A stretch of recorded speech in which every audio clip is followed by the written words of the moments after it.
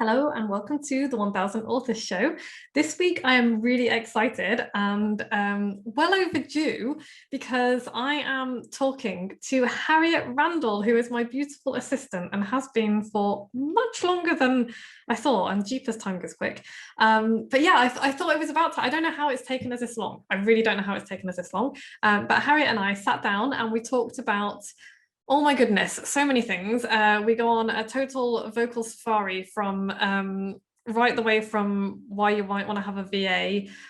We smash the patriarchy along the way, and then we finish up on body image and confidence. And we stop at a lot of places along the way. So I really hope that you enjoy this chat. It's not really an interview, it's more of a chat.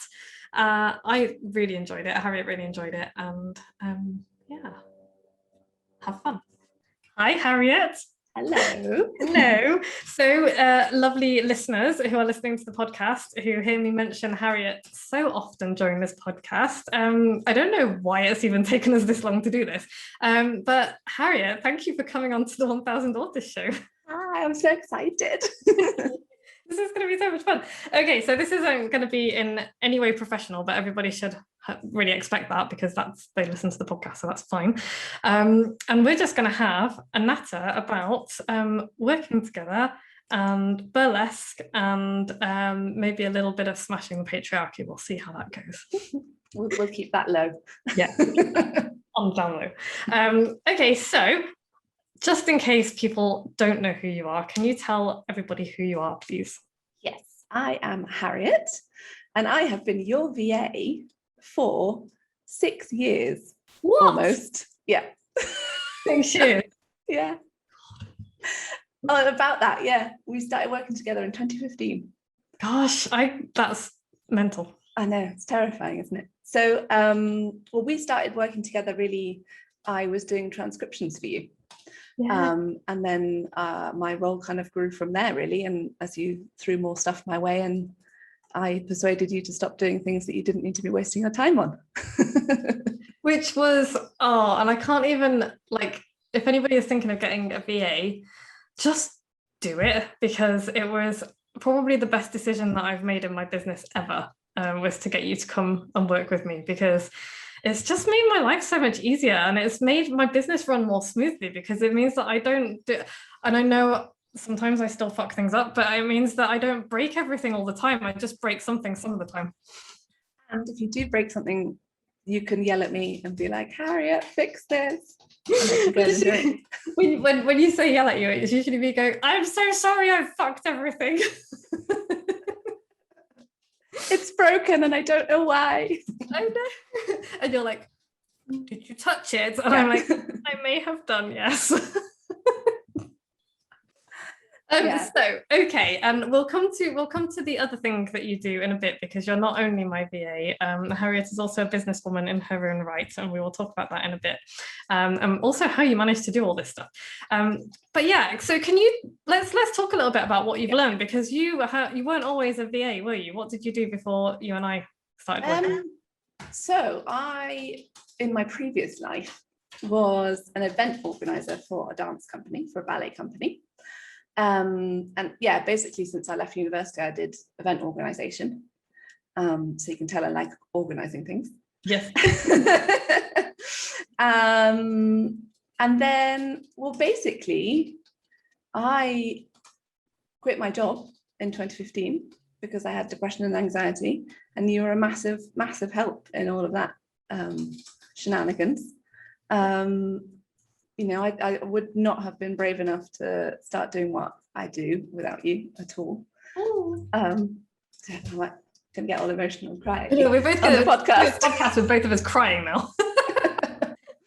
Yeah, and so it just the fact that you trusted me to help do things in your business was amazing at a time when I was feeling just awful. And so that was fantastic. It helped me kind of feel like, oh yeah, no, I am good at things. So that's kind of how we got started. And then I can't remember what the question was. No, not me. I'm really trying really hard not to cry. Yeah. It was just the best thing for me as well, to kind of discover this type of work, and the fact that yeah, that I think I'm pretty good at what I do. You are. And I'm quite good at organizing other people. Not so much myself, but I'm good at organizing other people. You really are. And this is the thing. And it's like, I say this all the time, like I could not do what I do without you, and I really couldn't. And you're just like, oh, have you done this thing yet? And we need this, and could you just do that? And then like a week later, could you just fucking do that, please? And I'm like, yes, I will do it. But it's so great having someone, and also having someone who can, like, you're super creative as well. And oh my God, the advert that you put together for me, like if you haven't seen my advert on Facebook, that I don't even know how you would go about finding it, but Harriet made that for me. If you see a really cool video advert on Facebook, that has nothing to do with me at all. And I wouldn't even know where to start. And you're like, and that all came from you as well, because you were like, let's do this. And I wasn't even thinking about Facebook ads. And I was like, let's do this. And I'm like, okay. Yeah. And it's just so great. Okay, so what kind of things could people get a VA to do? Bearing in mind how reluctant I was at the beginning to let go of anything, because you know what business owners are like, we're like, I need to hold on to everything. So what if somebody was thinking, oh, I quite like a VA, but I don't know where to start, what would you say to them? I think the most important thing, first of all, make a list of like activities that are kind of time sucky activities. So for you, I'd say things like putting things onto your website. Yeah, you just don't need to be spending your time doing that at all. Or social media to some extent. I know that obviously you like to have quite a personal hand in your Instagram, but then someone else can just put it onto Facebook or use your bits and pieces of other places. So make that list of tasks that are draining your time, that you don't enjoy but are kind of necessary. Yeah. And then, so that's kind of your main list of things that you can hand over to someone else. But then also, what was really good at the beginning when you were kind of handing over things to me was doing little videos to show me how you wanted it to be done. Because obviously business owners, we all know we're very like specific about what we want our things to look like or things to be like.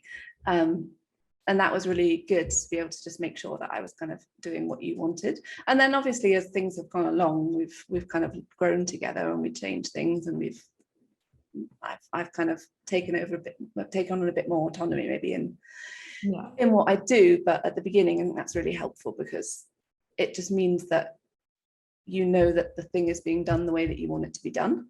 Yeah. And for the person who's doing the VA work, you don't want to constantly be checking in with the person who's handing off the work, because that's not the point. So if you've got a clear structure and a clear system to follow, then that is really helpful at the beginning.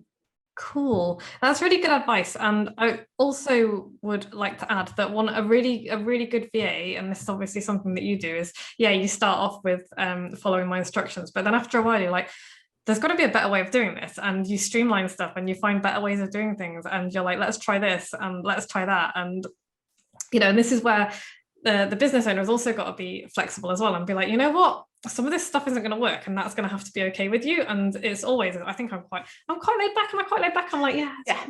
But yeah, I'm like very happy to like make mistakes and for things to not work like we expect them to, because I know that that's like a way to get to working better, and like my way is most definitely not going to be the best way, even if it's a way to start. So yeah, I think if you are thinking of getting a VA, then start with the little things, some of the little things that you can let go of, and kind of gradually build it up from there, really.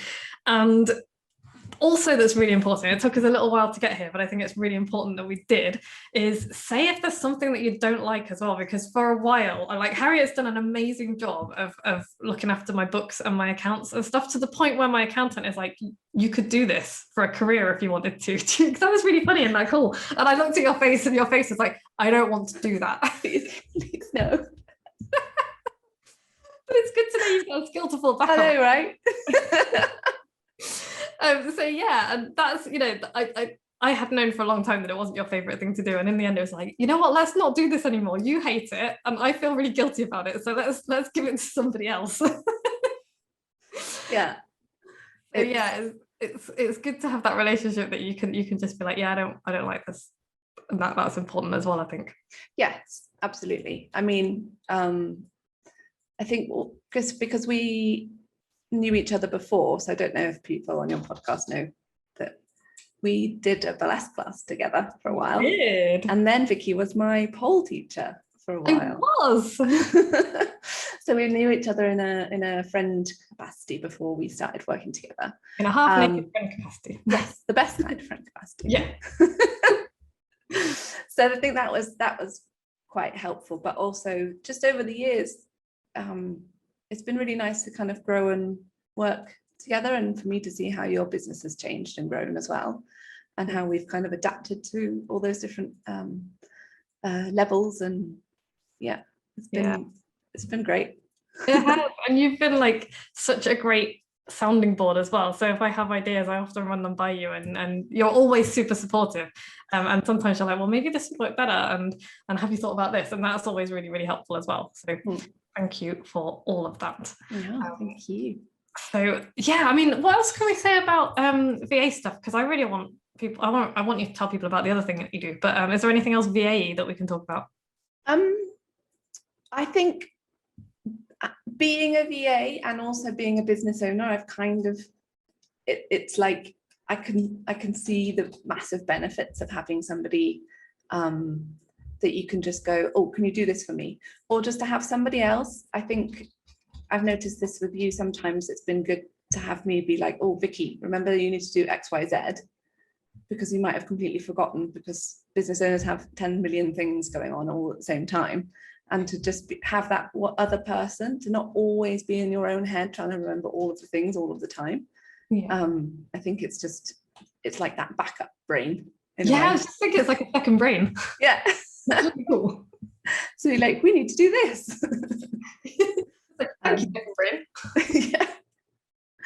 Yeah. Yeah, and I guess when we've got to the point as well that I can sit down and help you a little bit with maybe bigger thinking of the business, and you can bounce things off me, as you say.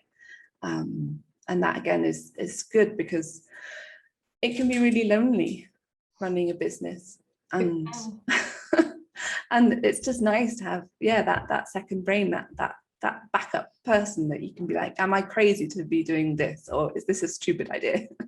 Cool. Is this thing that upset me, am I a crazy person, or is this really cool?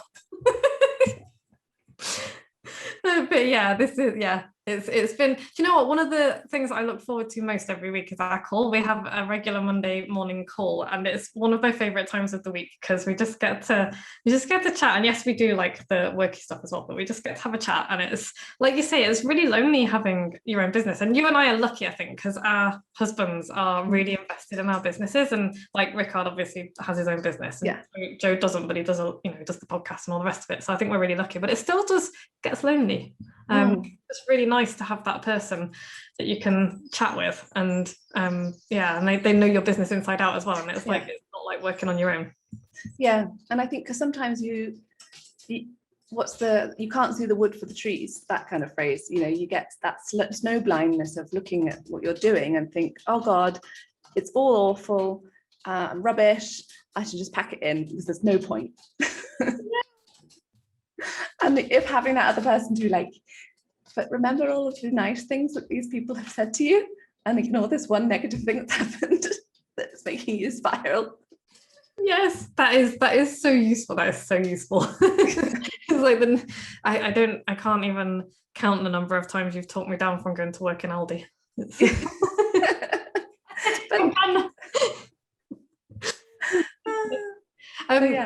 But you know what? I also wanted to mention the Facebook ad thing, and this is something you might be like, I don't know if I want to do this for people, but if anybody wants an amazing Facebook ad, then they should totally get in touch with you, because I think honestly, I think you should make things for people like that, because it would be really like, I'm just super impressed with it. It's like a professional thing. Oh, thank you. I really enjoy it. It's great. So if somebody wants you to make them a Facebook ad, how can they get in touch with you?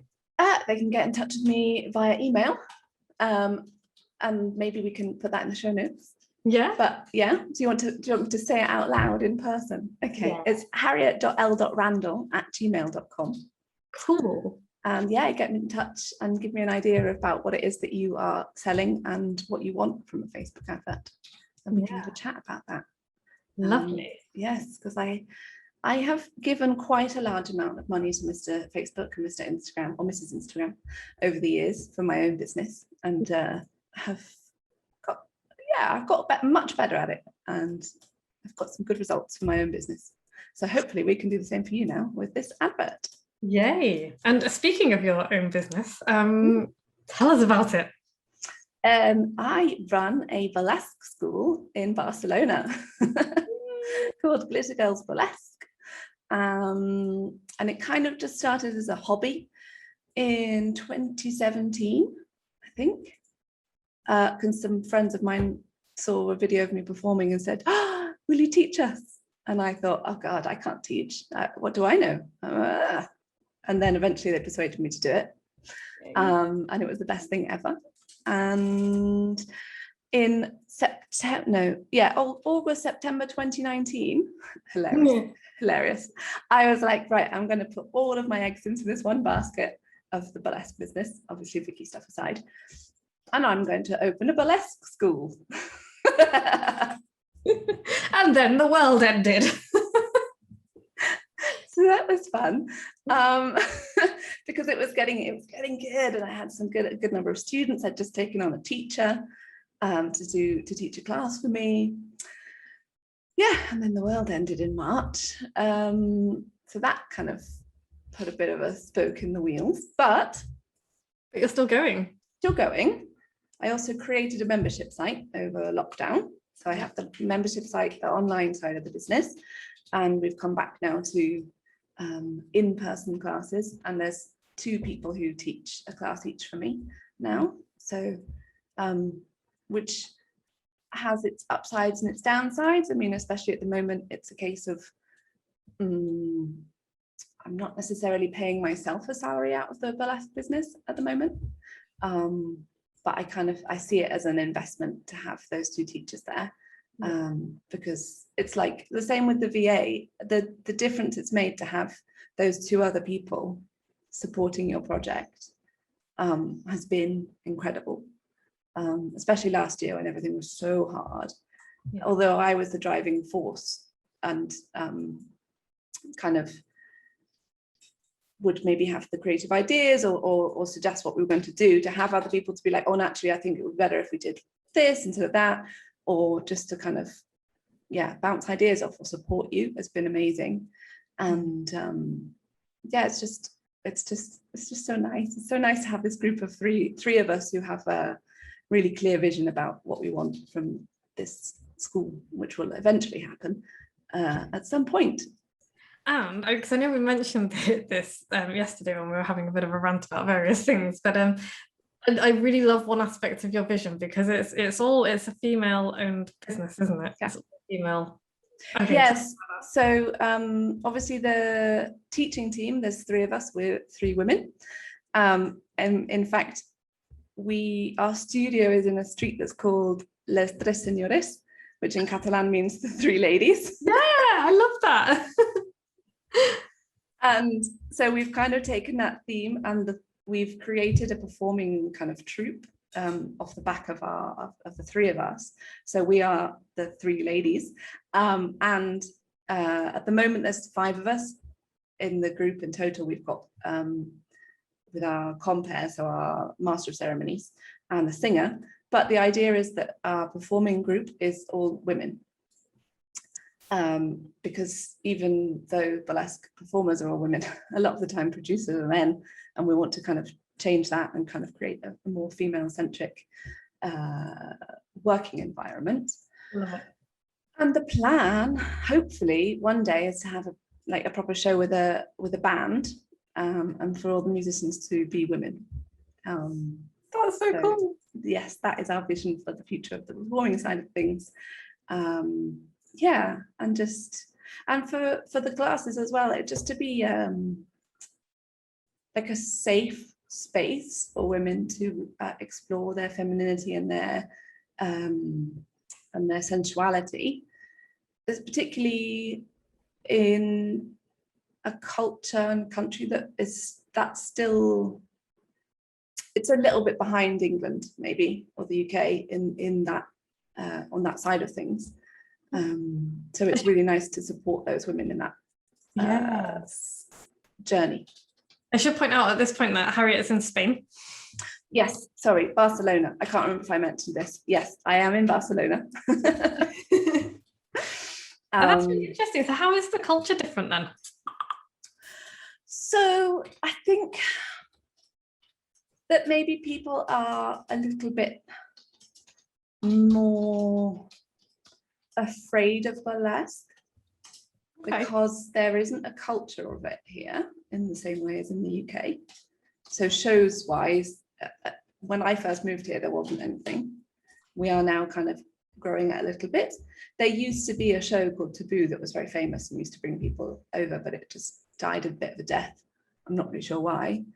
So there wasn't the culture, it wasn't in the public knowledge as a concept. And so what people have seen is maybe another kind of stripping, or that sort of like, I think it's called a revista show here, and it's kind of similar to cabaret. Okay. But a bit more kind of jokey, bawdy humor. But the dancers would maybe just be like in French cabaret, topless performers on stage. Yeah. So there wasn't the stripping element. It was either you were a dancer and you did dancing, or you were a topless performer, in which case you kind of just paraded topless with the feathers. Yeah. There wasn't that kind of striptease element. Right. So that it's just a lack of knowledge, I think. So people are a bit more unsure about the concept. But it's becoming more and more popular, I think. Women want to dance, as an expression, as a form of whatever kind of expression, emotional expression. And so, but maybe everyone's sick to death of salsa classes, or you don't want to have the rigidity of a ballet class, and I think that burlesque offers that nice midway point, because it's not just a dance art form, but it's an artistic, and it's got, the acting side.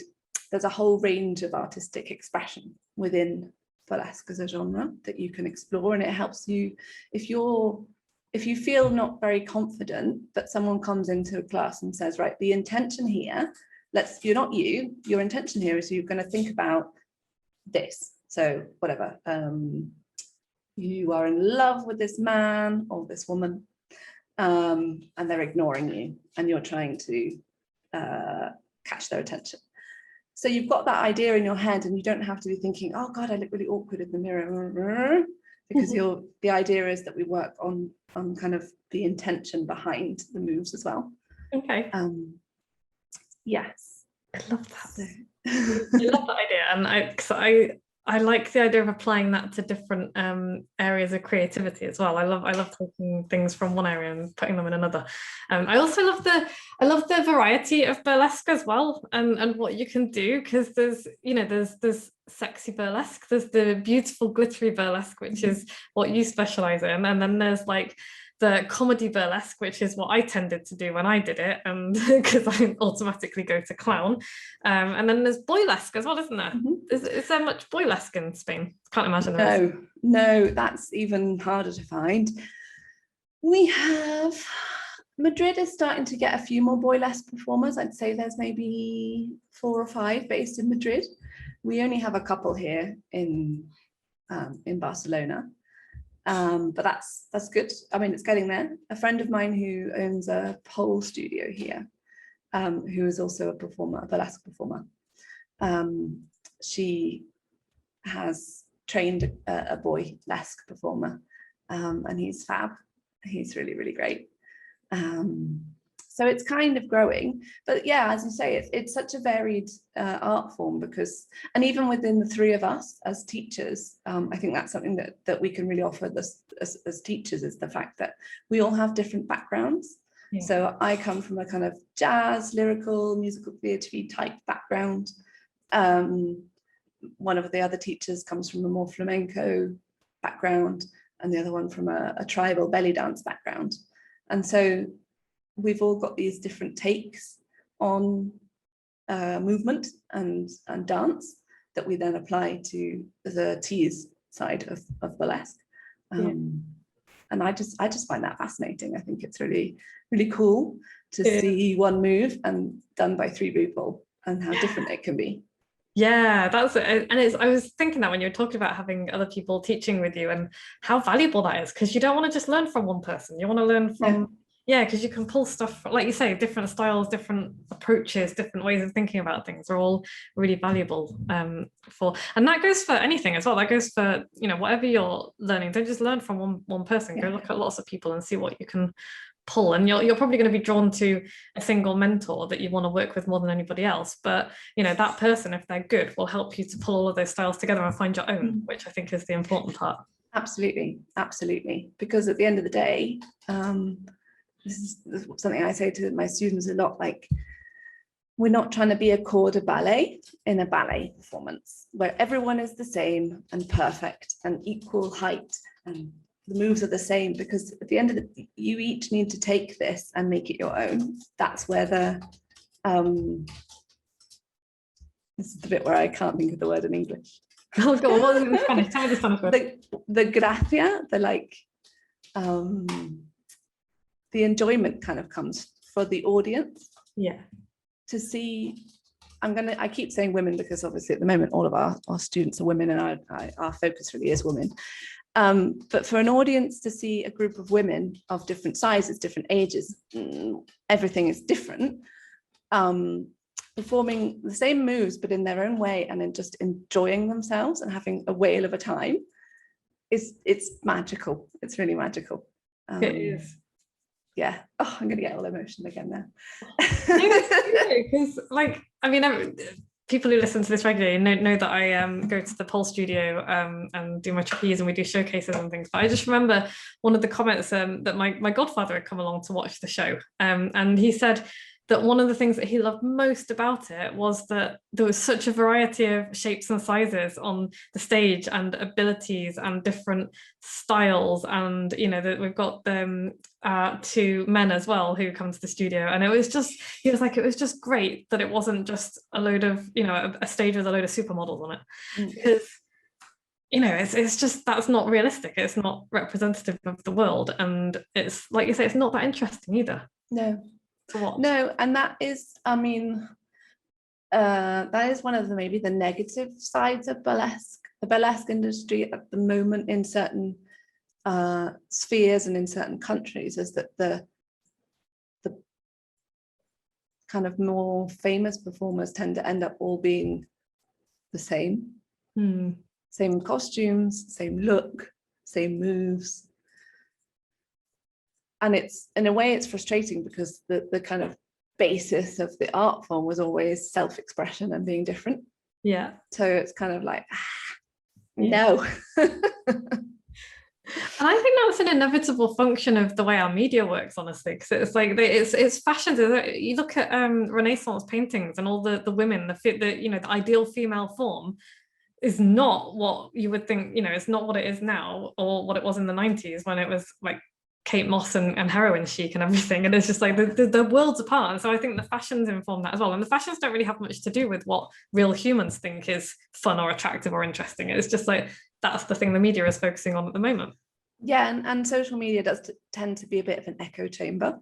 So the magical likes that get applied to this person, you go, oh well, they're getting a lot of likes, so I need to model myself on that person. So then you do that, and then the next person does that, and everyone's just the same. Which is very boring.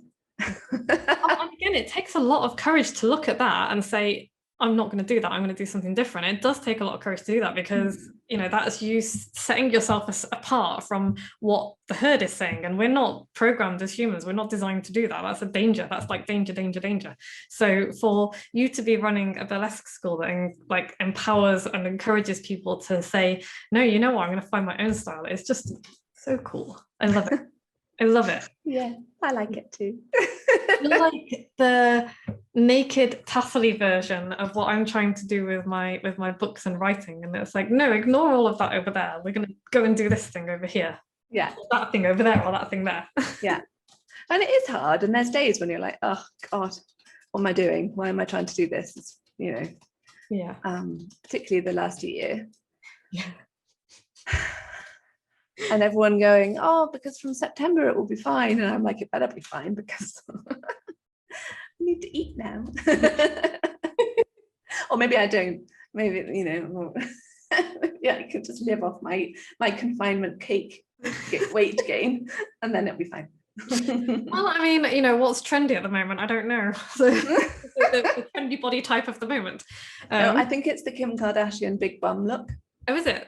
Mm. Okay, because that's attainable for most people to have a tiny waist and a big bum, yes. So Correct. It's normal human anatomy. Normal human anatomy.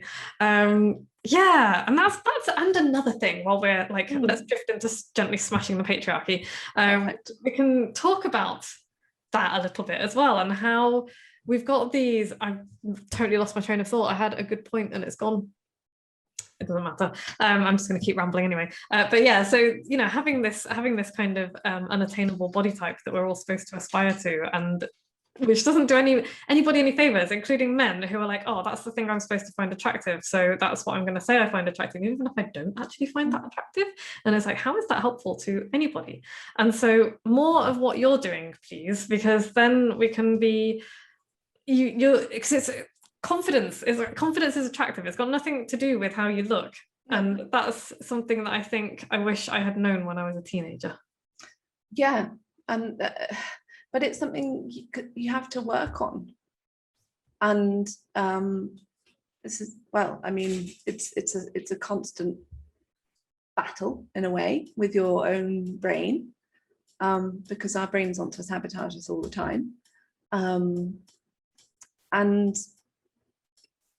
I've been doing quite a lot of work the past year on my like mental health and kind of the way that I talk to myself, even though I have this kind of imposter syndrome feeling of I'm telling these other women these tricks and these tips and ways that they should think about themselves and way that they should approach mirrors and how they should feel about themselves.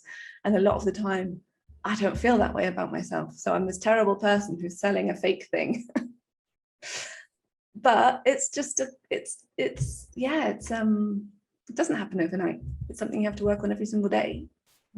And I think that makes you the ideal person to listen to, because you haven't got it all, like nobody's got it all sorted. Anybody who says they have is either lying or just really delusional. And so what we don't want somebody who's like, I'm this perfect person and this is how you need to be. It's like, you know what, this is all the stuff that I'm working on and we're going on this journey together. And that's what you're doing with people, and that I think is way more powerful. You lead from like the side rather than from in front, if that makes sense. Taking people along with you instead of being like, I am up here, you need to come and join me, which is not helpful. Yeah, and I think for me as well, it's showing people the power of the difference between passively and negatively observing yourself in a mirror and actively using your body to do a creative thing and therefore feel good. Yes, I think they're very separate entities, and if we work more on this one, it really helps kind of come to terms with the other one.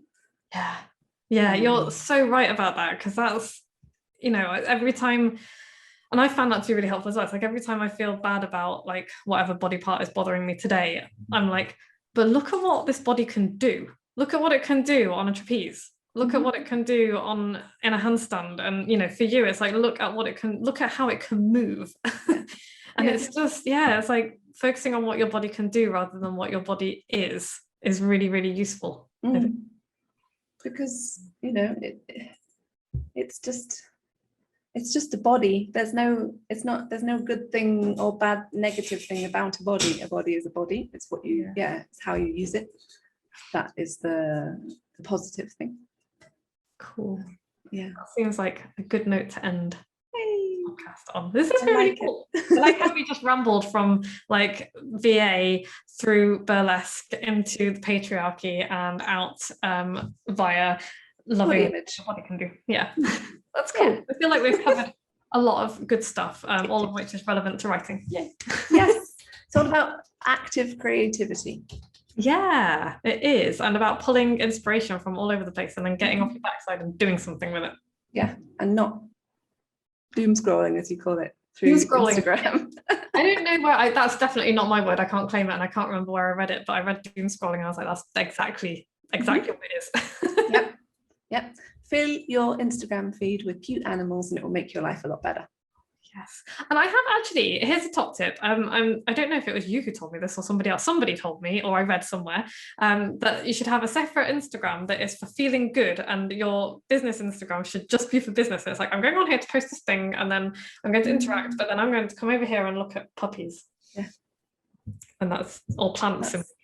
Yeah. No, mine's definitely puppies. Puppies, plants, kittens, and sheep is my thing. Nice. Okay, so I ask all of my guests, what are you reading at the moment, and is it any good? I am currently reading a book which is called Patria in Spanish, and I believe it's called Homeland in English. It's by Fernando Arimbao, and it is a book about ETA and the Basque country during that period of time. When the terrorist attacks were going on, and it's very interesting, highly depressing. Okay. Cool. I will add it to my list of books to read at some point when I feel like I can deal with depressing. Yes. Oh, but on the other hand, I'm also listening to The Silkworm by Robert Galbraith. Ooh. aka J.K. Rowling. Is it good? Yeah, I'm enjoying it. Okay. Yeah, I know everyone's hating on J.K. Rowling at the moment, but that's another conversation for another day. The artist versus the art and how far they are linked. Yes. Yeah, it's interesting. Well, yeah, we should come back and have a chat about that, because it's interesting, isn't it? Because I'm like, you can learn stuff from people that you vehemently disagree with, and you can enjoy the art of people who may not get it right all the time and may screw up, and you know, yeah, it's definitely a conversation to have another day. Otherwise, but it is enjoyable. I recommend it. Cool, thank you. And yeah, I think we probably better wrap up now, because I think we've been going on for quite a long time. And sorry Podfly, hope you enjoy this podcast. I hope actually, Podfly, I hope you enjoy listening to Harriet. Yeah, you can see who I am now. Yeah, this is Harriet, everyone. The annoying one. And this will be obviously up on the YouTube. Oh my god, did I just say that? I'll be on the YouTube. Yeah, on the internet. Mm-hmm. Yeah. And so where can we find out more about you, Harriet? You can find out more about me on Instagram, Lily La Rosa Burlesque, because my artistic name is Lily La Rosa, or my website, which is glittergirlsburlesque.com. And you'll notice that I'm saying burlesque because I would say it here. Or even worse, burlesque. Burlesque. Burlesque, everybody. Burlesque. Lovely. And those links will be below in the show notes as usual, because Harriet does the show notes. Yeah, so I'll make sure that they're there. Make sure they're there. And yeah, honestly, if you fancy getting fit, feeling better about yourself, and learning to twirl some nipple tassels, then absolutely. Do you do butt tassels as well? This is a totally random question. I've never done butt tassels. It's an interesting one, but it would be pretty cool to do. Maybe I should do it. Yeah, I would quite like to do some butt tassels, because I spend quite a lot of time flapping my butt around. So mostly for Joe's amusement, really. Yeah, that's fair enough. I mean, one can wiggle body parts around for shimmy. People still talk about shimmying, you know, making bread mastermind. People still talk about the shimmying. It's cool. That's great fun. Well, if anyone wants to learn anything from me, I've got a YouTube channel with various videos. They are all in Spanish, but I'm sure there are probably subtitles in English on there. Or you could join me on my journey to learn Spanish, and then you will, which is, I haven't done any yet today, so I'm going to go and do some. But yeah. I love Spanish. It's a really pretty language. It is. I agree. I do more swearing, although it appears to be shitting on things, and that's it. So I don't know. Okay, this is a good one. You can say hostia puta. Hostia puta. Hostia puta. What's that? That's like, God damn it. Oh, And it literally means Ostia is like host, the holy host. Holy host. And Buddha is whore. Cool. I like Yeah. it. It's profane and blasphemous. Love it. There you go. Thank you, Ostia Puta. You're welcome. On that note, I'm gonna text that to Vicky and my team Moxie Vicky, and she's gonna be like, oh, this is so rude. Right, okay, that's lovely. We're gonna wrap that up. And Harriet, thank you. This has been delightful. We need to do this regularly. Thank you. It's been fab. Thank you for having me.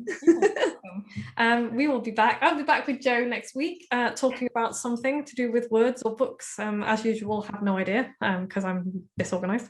But Harriet, thank you. Everybody, thank you for listening. Ta-ta. Bye. Hey everyone, that was super fun. I hope you enjoyed that. I hope it's given you, I hope if you haven't got an assistant, it's given you a few nudges as to why having an assistant is a really good idea. It's not snooty, it's not exploitative, it's not any of those things. It's absolutely essential because we can't do all of the things ourselves. And I can't do any of the things that Harriet does for me, even half as well as she does. And I really should give her more stuff as well. So yeah, get yourself an assistant. You can't have Harriet because she's mine, she's taken. But yeah, find yourself a great assistant. They're worth their weight in gold. And I hope you enjoyed all of our other chats as well. If you have ever thought about doing burlesque or exploring that side of things, go and check out Harriet's online school. Or if you're in Barcelona, go and check her out in person because she's amazing. She's an amazing performer and a fantastic teacher. And yeah, I hope you've enjoyed this podcast. If you are enjoying this podcast, please go and rate us and review us on iTunes. Share it with your friends, share it on social media. I would really appreciate that. If you want to write your own book, there are still spaces available. Well, I'm recording this quite early, maybe there aren't, but you still have time to apply to join my 3-month Weird and Wonderful book writing program, which starts on Monday. So get in there quick over the weekend, and I will be keeping an eye on emails and whatnot, so that you can get in there if you want to do that. And be good, be a nuisance, stay safe, and have a lovely week. And Jo and I will be back same time next week. Thank you so much. Bye.